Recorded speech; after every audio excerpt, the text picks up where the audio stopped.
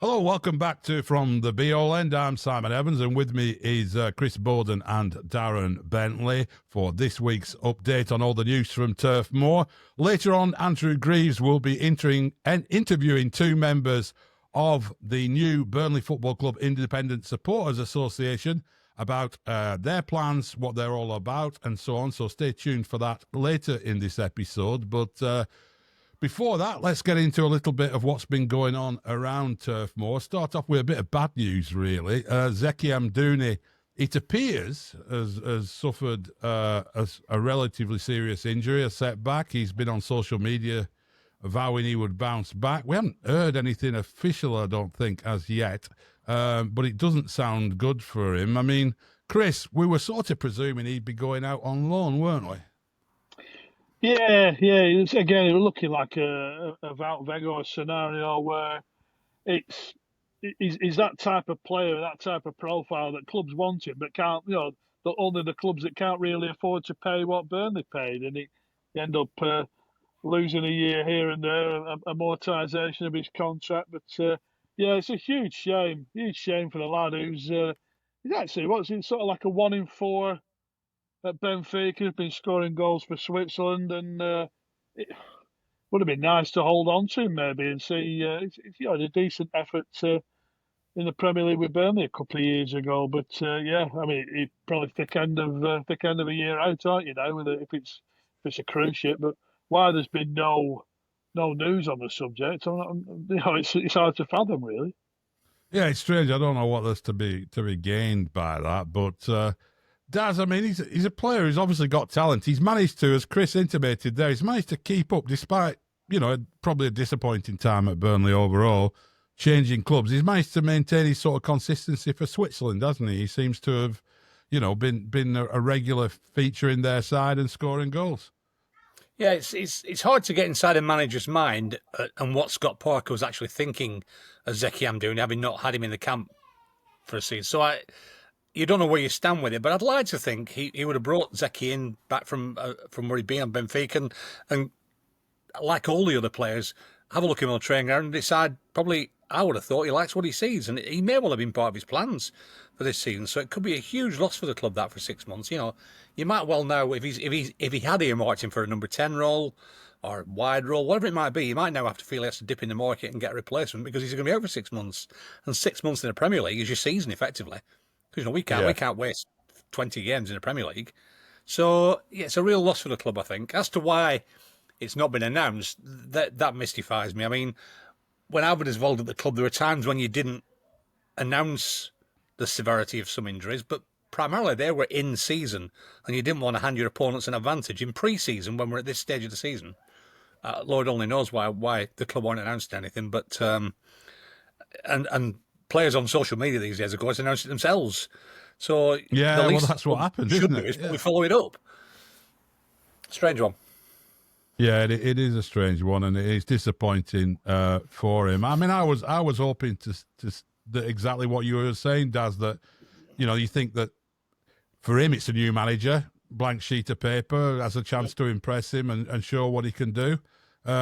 It doesn't sound like he was going back to Benfica, so there was an opportunity there perhaps to reintegrate him. Let's see what happens. I mean, hopefully it's not as serious as some people are fearing, and he might be back halfway through the season and have some sort of impact. Who knows? We don't have much luck, though, are we, with injuries at the minute? With Bayer and the long-term injury he had, and Ramsey, and now this. We've had a few serious ones, haven't we, in recent years? Yeah, Redmond was out for a long time, wasn't he? And, yeah, and Tresor, but it's him. I've forgotten about him. Yeah, but you do. But let's say if you're onto like a number 10 stroke wide player, and we don't know what you're going to get out, if anything, out of Tresor.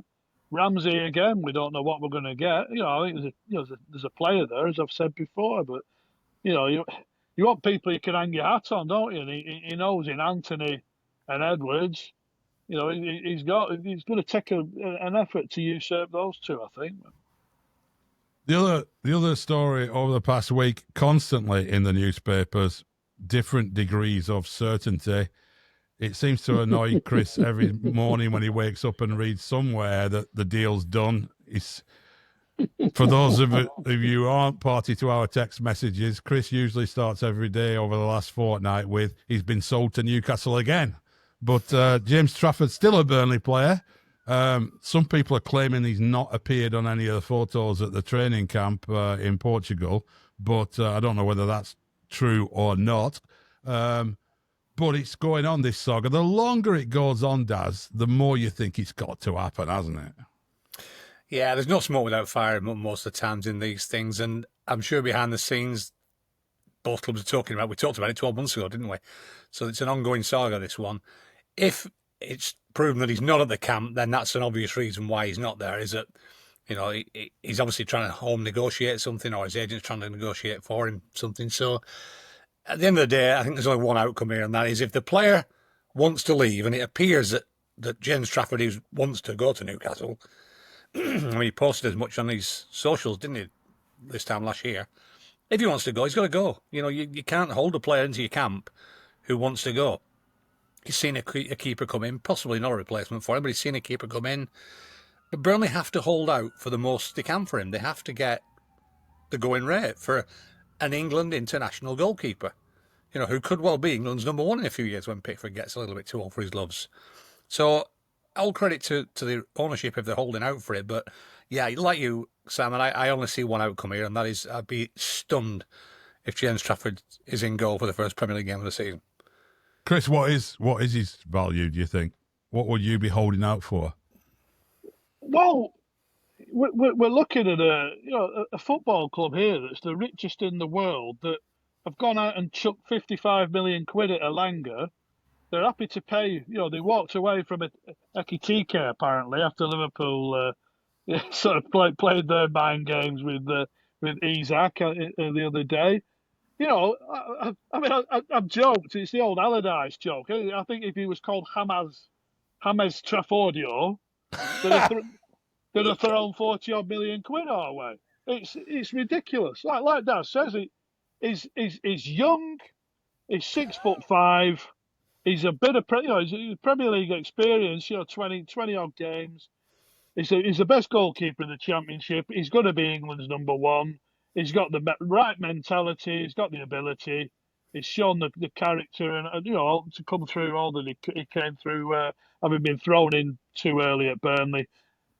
With the sell-on that City have, and with what we paid for him, it makes no sense to part with him for anything less than sort of 35 million. And I'm not having all these if Newcastle win the Champions League, you can have another 5 million. Things like that, they're not going to happen. You know, if they're going to throw clauses our way, Newcastle aren't going to win the Premier League. They're not going to win the Champions League. They might win the odd cup every 70 odd years, as their record suggests. But it's you know, let's make them doable if they're going to add these clauses in. You know, like for example, if he becomes a full England international, if he plays for England at a major tournament, yeah, we'll have a few more quid our way. But no, it infuriates me. It's been on the cards for 12 months. He couldn't agree a fee 12 months ago. It's a done deal. There's a gentleman's agreement. There's this. If it's a done deal, why are they still haggling over a fee? And by the way, Chris, pay. By the way, if they want the cake and eat it, because they want to hold on to Isak, they put £120 million price tag on him. So they want top dollar for their player, and they want to pay bottom dollar for ours. You know, let's have it right. By the way, I'm having a T-shirt with James Traffordio on the back. That's the next BL T-shirt. Yeah, I think I said on the last episode I'd take 35 million plus Pope. I'd take that. I'd take that. Dubravka. So, I mean, they've been linked with Sam Johnston, haven't they? Which would, I think, that would be very good signing. English lad who's, you know, England international, a lot of Premier League experience. You know, not bad with the ball at his feet. And he played for my club when I was a kid at Exton Villa, so good on him. Did he? Yeah. One of the club's two England internationals. The other one who also played for Burnley. If anyone's out there wants to have a gamble at that, but competition prize there. Isn't it? He also played for Everton. Exton Villa's only other England international. Played for Everton as well. Oh, He was Oldham's manager until this time last year. I think that's giving it away. But answers in the comments. Answers in the comments for that one. I think we'll see. We'll see how many of you have been able to get that one. I think the last clue gave it away a little bit. But the Clarets are out in Portugal. They've been there all week. They packed their bags and come back to Burnley on Sunday at the training camp there. We get those nice social media pictures. They've been doing a good job interviewing players and so on. But you lads have been on these trips, either as journalists, because Daz, you covered Burnley for the Lancashire Evening Telegraph before working for the club. Chris, you've been out there as a journalist as well on these trips. How important are these? How serious are these foreign ones? Because you can never quite, on the outside, is it really a team bonding exercise, or is this really where a lot of the physical work gets done? Do they lay down the tactical plan? Is it a crucial week's work, or is it a glorified holiday? Daz, what's been your experience of these trips? It's a little bit of all those things, really. I mean, the managers will tell you, and the players will tell you as well, really. It's a huge bonding session for everybody. It gets everybody in the same camp, under the same roof, 24/7, for a week or 10 days, whatever it might be. But there's no doubt about it. They put the hard graft in. That is the foundation for the season. They did this intense warm weather training, which a lot of clubs do these days. I know some clubs prefer to go far afield. Some don't. Stam, for instance, and we'll come to Stan in a minute, preferred the Isle of Man because he loved his kippers from Isle of Man, I think. That's another story. But the warm weather training puts it in, and it's harder to get the level that you attain in that heat and that temperature. So the idea being there, you've put the graft in, you've got the foundation. When you come back, you find things a little bit easier. So there's definitely that side, but there's also a social side of it. Out there, the team will have had a barbecue, they'll have had a games night. I saw some pictures on the golf course. There's plenty of downtime for them as well, and it's as much about bonding with each other and rebuilding that spirit again as it is of putting that foundation in. So we've seen them, Chris, haven't we? We've seen them in Austria together, working their socks off on the pitch, 2 sessions a day quite often. One in the morning, one in the evening. Keeping them occupied before they'll then have a quiz in the evening or something to wind down. They're a bit of everything, Simon, to be fair. The infamous Gaffers Day, that was always at Gawthorpe, though, wasn't it? Or did that happen on trips sometimes? They won in Cork, didn't they, that time, didn't they? That was with Gaffer's Day, and they just... that was the infamous one, really, with the big tractor tyres, wasn't it? And that was impromptu, that. They had a great big field in Cork. Photo Island, was it called? Just outside Cork. And Gaffer's Day, the players know it's coming, Gaffer's Day. They're aware of it, but they're only aware of it probably the day before. And it's literally a case of, don't bring your boots, lads. You're not going to see a football today. You're literally just going to run. And then the gaffer had seen, this was Sean, of course, at the time, had seen some great big tractor tyres at the side of the pitch and incorporated that into the session, where the lads had to wheel them up and down the pitch, carry them up and down the pitch, do it in teams, adding a member on every time, dropping a member out. They just happened to be lying there, did they? Just happened to be lying there. But equally, they'll make it competitive, because footballers love a competition, don't they? It's not non-competitive. There's always a competition to it. Even the bleep test, there's always a competition to it. So, yeah, we've seen some sessions, haven't we, Chris? We've been involved in some as well, Chris. Tell them about Steve Cottrell. Oh, yeah, I thought he was checking the nick. But he just... last thing at night, I think we'd had the evening meal in Austria, and he sort of said, right, so I'll see you bright and early. It was like, about 7 o'clock or something like that. 6:30, 7 o'clock in the morning, yeah. There's a knock at the door. He said, I want you to get your running gear on now. And we, there we were, having a bit of a jog round, nice leisurely jog, and bloody hell, you can tell though the pro athletes, when they just turn it up a bit and they start leaving you for dust. But yeah, so he pulled me at the end of that first run in Austria, because I ended up walking the last bit.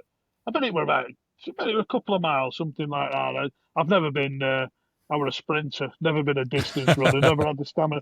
But he said if they find me a couple of quid, because I'd walked the last bit, I'd give him a tenner. I said that's for the week.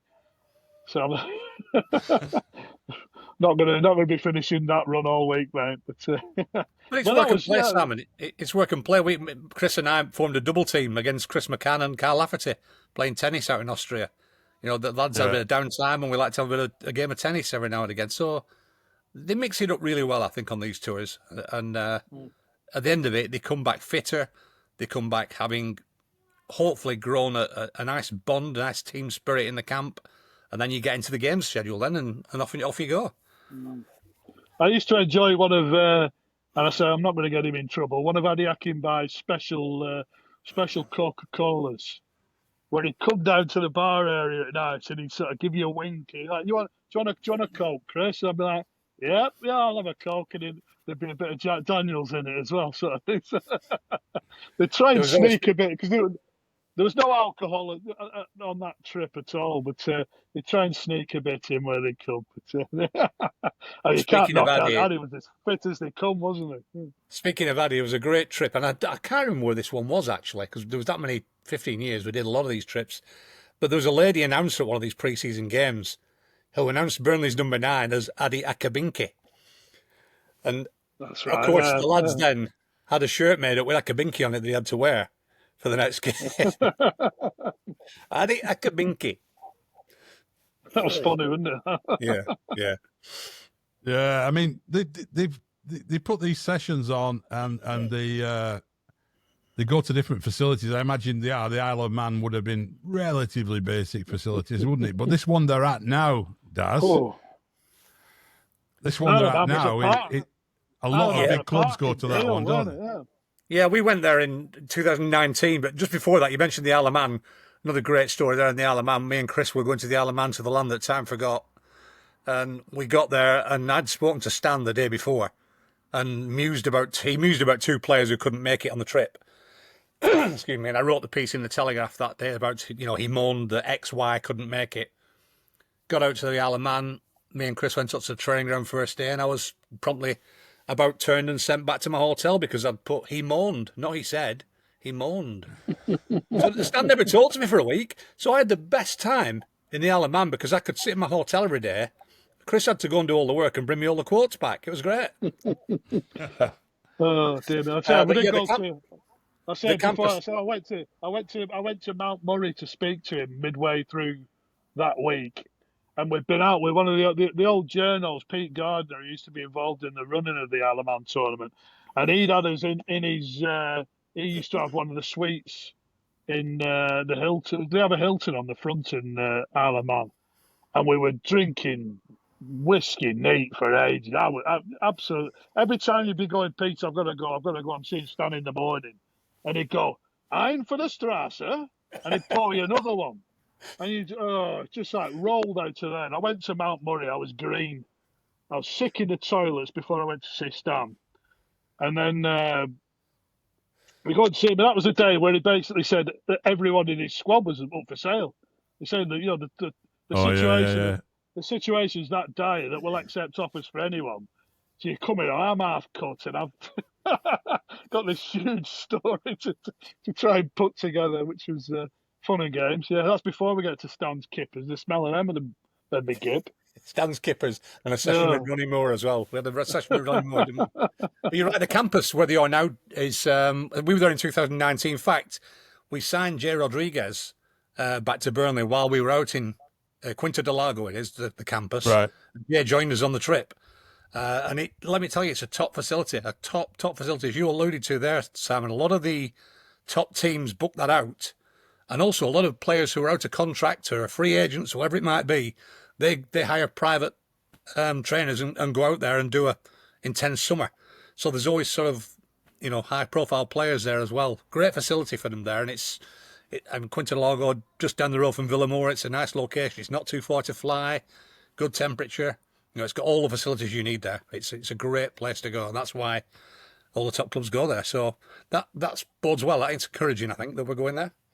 Yeah, and they get back on Sunday, and then they've got a week back at the training facility at Gawthorpe, and then on 26th of July on the Saturday, two games in the same day, so 2 different teams. They split up, Huddersfield Town away and Shrewsbury Town away, both at 3:00. 2nd of August then Stoke City away with like 1 team playing in a normal game like that, before the final pre-season game 9th of August at home to Lazio, which is a cracking friendly to get just before the start of the season, isn't it? I mean, we've had a few of those over the years, haven't we? You know, where a big European team comes in for the final game before the start of a season. But Lazio, that's, you know, it's a good one, that, isn't it, Chris? It feels like Yeah. Like I say, we've had a few European names over time, and we've had Parma. But for those who enjoy watching James Richardson on on Channel 4 in the 90s, if you say Parma to anyone or Lazio, you're instantly taken back to a time of Gascoigne and Boxic and people like Juan Veron and Crespo and all these characters. It was glorious. I mean, they're still they're an elite Serie A side. I don't think they're close to recapturing the glory days under Sven or anything like that. But it's a terrific pull, isn't it? Yeah. Yeah. I mean, you're right. They're a long way from that level, and they were fantastic at that time with Signori, weren't they? And all Salas that. But and people like that, and you know, the owner that they had at that time, Cragnotti, was able to just bankroll the whole thing. But those days have gone for them. But it's good in a way, isn't it? I mean, we're playing a Premier League opposition. We're playing against Championship and lower division sides, and then you get a game like that to sort of just fine-tune stuff. Should be a good occasion, Daz. You expect a big crowd on for that? I don't know. It's a funny one, these pre-season friendlies. It wouldn't surprise me if there's 5,000 or 6,000 on for that. It just sometimes it happens that way, doesn't it? Bizarrely, they're big rivals, of course. Roma down the road at Everton on the same day. So Manchester Airport might be interested in that morning, but they've sold out 53,000 for that. I mean, it's a new stadium draw there. That's the appeal. Yeah. But I don't know. These friendlies, we've never had great crowds for these pre-season friendlies, have we?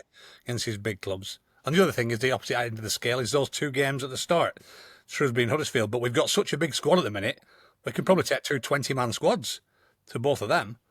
Yeah. You probably don't need to draft the kids in with the size of our squad at the minute. You've got two big squads there to take to those games. So, and they're all about giving everybody 45 minutes, aren't they? That's what they are. Just getting some time in the legs. Yeah. Well, we'll be all drawing wild conclusions from all these games that really don't mean a lot. Thanks a lot. Stay with us, though, because Greavesy's coming up now.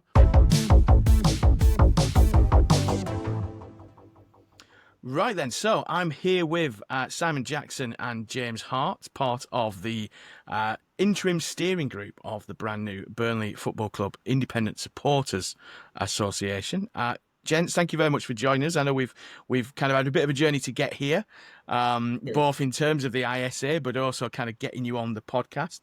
Simon, we're going to just start with you. Just give us a bit of a background about your journey with the Clarets. I think you were talking just before we come on about having a season ticket since your early teens. Yeah, I think so. And firstly, thanks very much for having us on. Pleasure. I think I should say, first time appearer, long time listener, as the cliche goes. So thanks very much. And it's important to say, yeah, we are the interim team, but we want to talk about the association, which is great. Yeah, so I'm originally from Clitheroe. You can probably tell a little bit, although I've been down in London for a few years now working. My journey, that's the right way. Yeah, I mean, like many people, it's my dad to blame, ultimately. He's from Bolton Bowland originally, been in Clitheroe since before I was born. He started going in the 60s, and then he kind of, indoctrinated me. I think that's probably the right word, isn't it? Definitely. I think he took me back in the 80s, which dates me, obviously, and the kind of thing. I think he had a couple of goes at getting me interested, and eventually it took. I think I was just before, maybe the 2 seasons before the Mullen season sort of thing, I started going regularly, ended up got a season ticket about there, and more or less all the way through while I was at University of Manchester, moved up to Edinburgh, moved down to London now. But yeah, I've been a season ticket holder with him ever since. Yeah, he's to blame, and my journey's intertwined with him. I think I still sit next to him in the alongside upper with my season ticket, where we've been for years and years. So yeah, firmly blame / thank him, whichever you want to pick. Yeah, definitely. I think it's a well-trodden path, that, isn't it? Fathers taking their sons and daughters on, or parents, we should say, taking their sons and daughters onto turf. Similar journey for you, James? Are you? I'm guessing you're not quite as old as me and Simon, so you might not have had the pleasure of the early kind of Jimmy Mullen success years, or maybe you have. Maybe you've just used brilliant face cream. No, so it's not face cream. I am a little bit younger. So I'm 33. So my first season going and watching the Clarets was 2003, 2004. Excellent. So I'd grown up in Stoke-on-Trent. So it is a family connection. It's not my dad. My dad hates football. But my uncle started taking me to Burnley games when I moved to Lancaster. So the first game that I went to was a pre-season friendly. In 2004, it was against Leeds United. So Burnley beat Leeds United in the Premier League at that time. Alan Smith, Mark Viduka, Burnley beat them 4-2. I think Gareth Taylor scored. So I was obsessed with Gareth Taylor for about 2 weeks, and then he got sold to Nottingham Forest, I think it was. But yeah, ever since then, I've had a season ticket in the Bob Lord for 8 years after that point. Work, things like that kind of come up and sort of slowed me going for a season ticket. But I've had a season ticket for the last 3 seasons now, again. And yeah, that's kind of been my journey with the Clarets. So I've indoctrinated my partner, who was a Liverpool fan. She's now a Burnley fan. My nephews and nieces, putting them on Burnley shirts as well. Excellent. So spreading the word. Excellent, good stuff. Well, it's brilliant to have you both with us. It really is, and I know there's a lot of kind of excitement around the formation of the Independent Supporters Association. Simon, just give us, for anyone who's not yet seen you on social media or not yet kind of seen you on Up the Clarets or anything like that, just give us a bit of a rundown. What is an Independent Supporters Association, and why is one so important for Burnley? Yeah, thanks. Well, it's important to say that Burnley FC Independent Supporters Association, which is a massive mouthful, so we sometimes call ourselves BFC ISA. And if you don't mind, as a plug, our website is www.burnleyfcisa.com, so you can find out more about us there. But we are fan-led, independent, democratic group, founded by Burnley fans for Burnley fans. And our aim is pretty simple. That's to connect supporters with their club and to give them a voice. And our role as we see it, and it's important to say that we are not the first to do this sort of thing. There's many of these associations up and down the country. I think they're increasingly important, increasingly vocal. But our job is to represent the interests and voices of fans.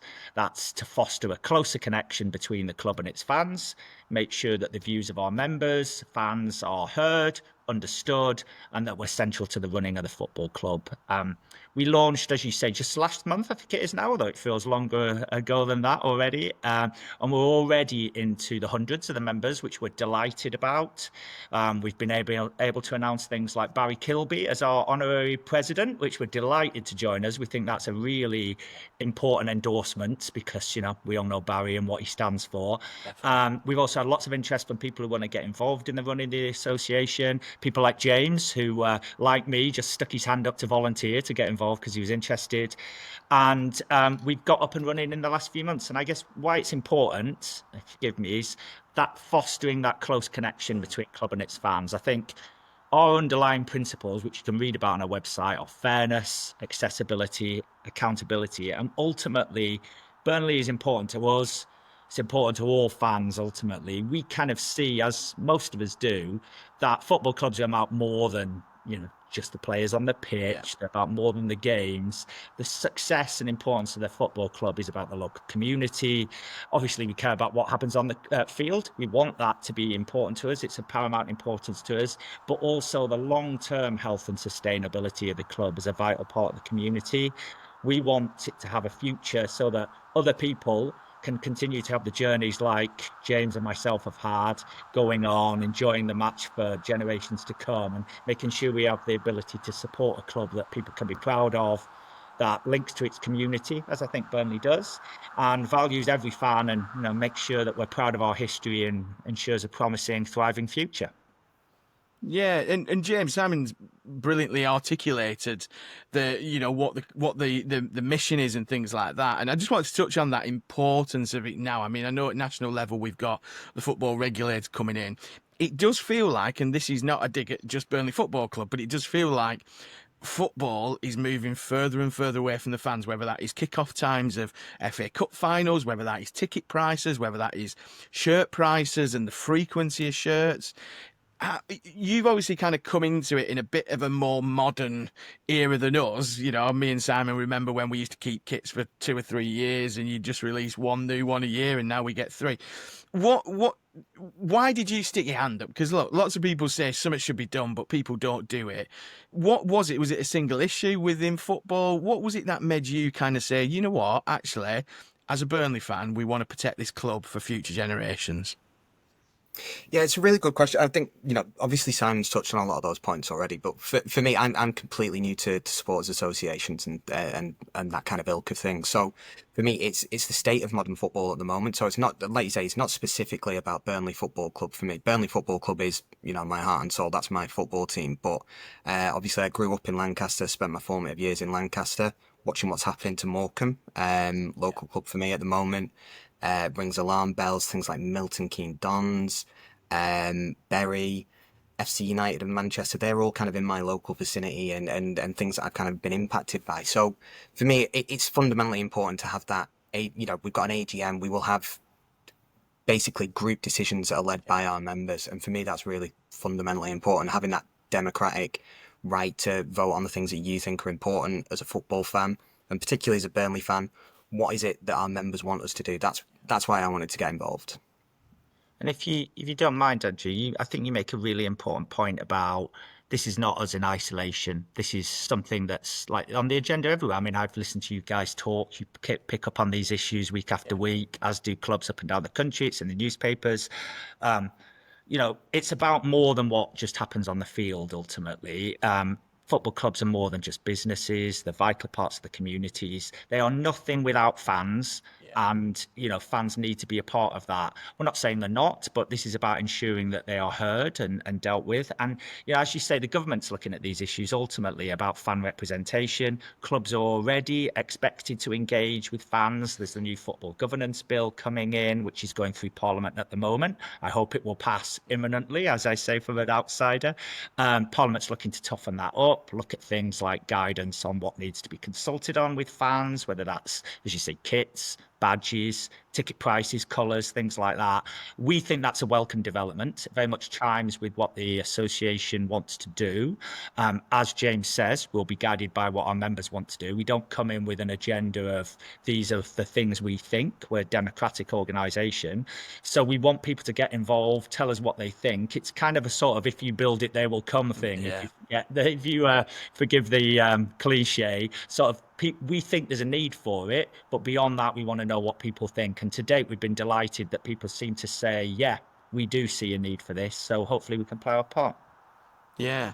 And James, I mean, we're in the close season now and, we're just getting ready. We're seeing kind of, the players return to training and we'll soon be back on the turf for the Lazio game and then the first games of the season. Are you expecting lots of fans to be kind of, starting to talk about this new organisation, this new association? I know, Simon said brilliant start for the first month in terms of numbers, but are you going to be kind of listening to some of the gripes from those who sit around you and saying, hang on a minute, there is something we can do about this? There's a new association where if you've got a gripe about the match day experience or about an aspect of the club's running, you can join it. Are you going to be kind of proactively driving that with your fellow Clarets who you sit around? Yeah, absolutely. I mean, I can't speak for the rest of the group, the steering group at the moment. But in terms of, it kind of touches on the first question as well. But for me personally, there's probably a bit of a perception of supporters associations as being maybe leaning towards an older generation. Maybe there isn't, that younger generation coming through. So again, I wouldn't describe myself as particularly young at 33, but it's still relatively young in the grand scheme of things. So if I can be someone that people want to come to and speak to, I sit in the Jimmy Mac, you're more than welcome to come and raise these kind of things to us. But I would urge anyone who's got any kind of, faith in democracy, any kind of, steer on how they want the club to be run, that this is exactly why I've joined and this is exactly what the ISA is going to represent for people. So anyone who's got any qualms, any queries, then yeah, please reach out to us and let us know about them. Yeah. And Simon, just give us a bit of a time scale. I mean, obviously, we know a lot of work went into the setting up of this. I know there was kind of a consultation before it got set up, and, these things feel like they just appear and there's suddenly like loads of people, on a steering group. But you've worked hard to kind of get to the point it's launched. What's the next steps? Because I know there's an AGM, as you've said, planned, or, I'm not suggesting we've got a date for that. But what is your kind of ideal time scale going forward? Yeah, as you're right. And I think it's important to say that while James and I are here today, there's a few other people behind the scenes. I didn't join right at the beginning, and I did nothing more than, I think I saw it on a message board that people said that they were interested. I stuck my hand up. And just to say that we are very welcoming to that. You don't need any prior experience. You don't need particular skills. There's, if you want to get involved, do get involved in whatever way you want to say. It's been a few months. I think we found as volunteers with day jobs that this takes quite a while to organise. It can do. We're currently setting aside time, as I'm sure you are doing your podcast, alongside the day job to get this done. And it's taken us a few months to get here to launch, as we did a couple of months ago. Membership's doing well already. As James says, the plan is to have an AGM in the 25-26 season. There's a few things to organise for that. We need to get a venue and all that kind of stuff, but we want to do it sooner rather than later. And there will be elections to committee positions there for members. Anyone can stand, and we genuinely would encourage that. Ahead of the AGM, there's plenty of opportunity to get involved. If you want to find out more, maybe join the steering committee or just tell us what you think. Go to our website, let us know. As James says, we welcome interest from everyone, but we're particularly keen to hear from women and younger members. I think there's something self-selecting about kind of middle-aged men, let's be honest. We love them, as one myself, but we want to represent everybody. And in the interim, we want to know what our members care about. And that's what we're basically doing at the moment, trying to find out. And we did hold a bit of a kind of interim survey ahead of launch, just to sort of test what people thought about things, what their issues were, just so we could kind of test the water that we weren't barking up the wrong tree. We're going to be doing a little bit more of that. And what people told us across the summer was that they did have some issues, some things that they cared about, and we'll be hopefully setting out more about that. But I think we're also very conscious that in these early days, as an interim committee, it's not about kind of staking out our, dying wish and our firm's beliefs in everything. We're very much in an info gathering setup phase, and we want to grow our membership, because the more people who join us, let's be honest, the stronger our voice and the more representation. So that's sort of where we are. Definitely. Excellent. Well, thank you so much for joining us, chaps. Don't forget, if you want to find out more information, then the website address one more time, Simon, is? Yeah, it's Burnley FC ISA, which is isa.com. Excellent. Well, thank you very much. And like I say, we're going to check in with you guys over the course of this season, I'm sure, and any kind of important dates or any consultations or anything like that, we'll be keeping abreast of that on the podcast.